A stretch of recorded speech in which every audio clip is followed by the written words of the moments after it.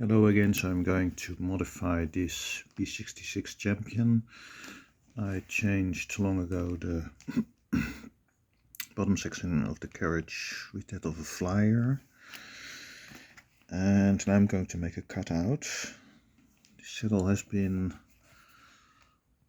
actually, it has had enough proof fight after rain, etc. But still, you can see the leather has deteriorated quite a lot.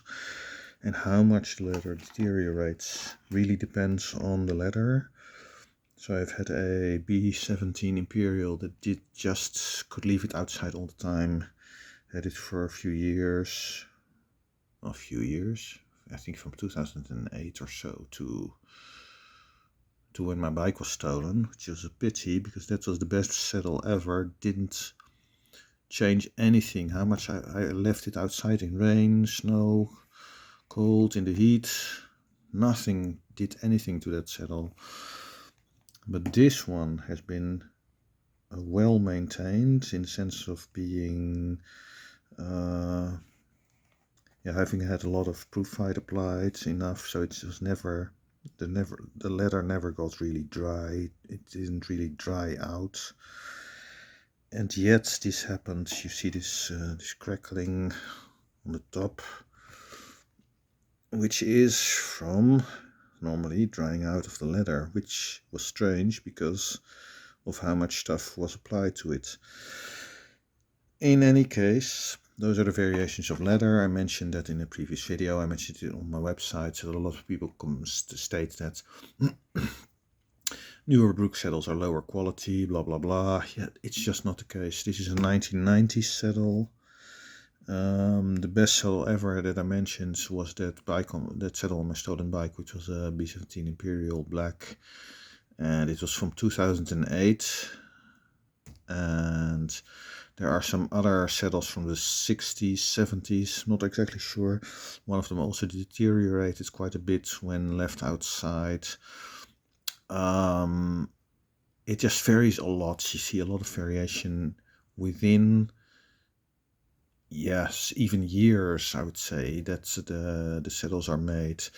And there's also a different selection process for leather from or for different types of saddles. So the Team Pro, for example, always uses very, very stiff leather, which I know from modifying them, cutting them with these types of hobby knives.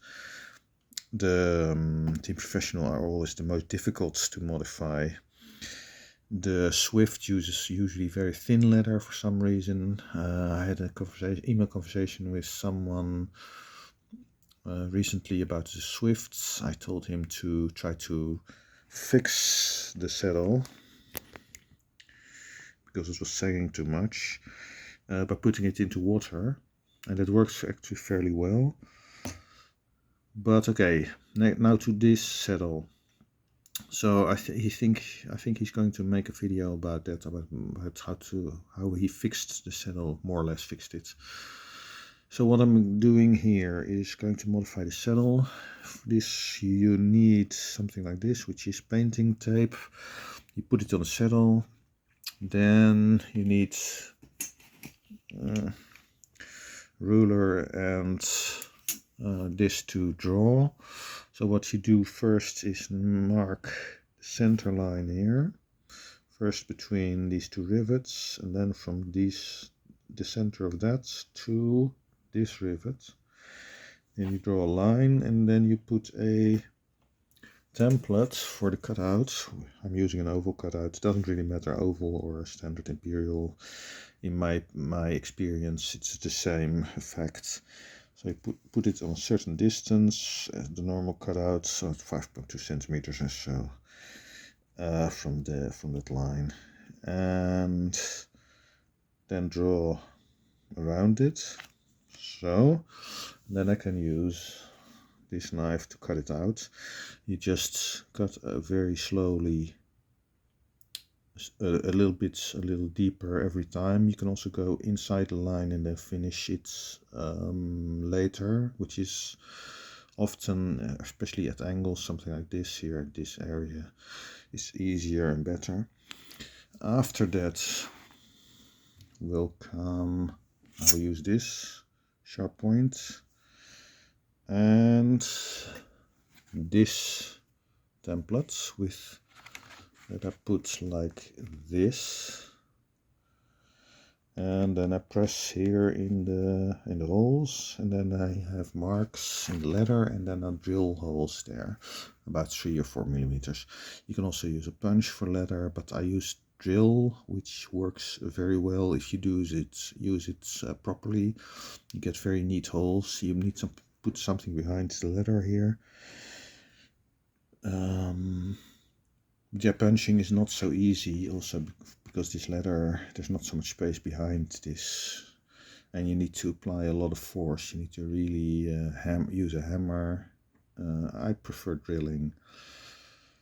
So that's it, everyone can do it. Make a template and make a cutout in the saddle.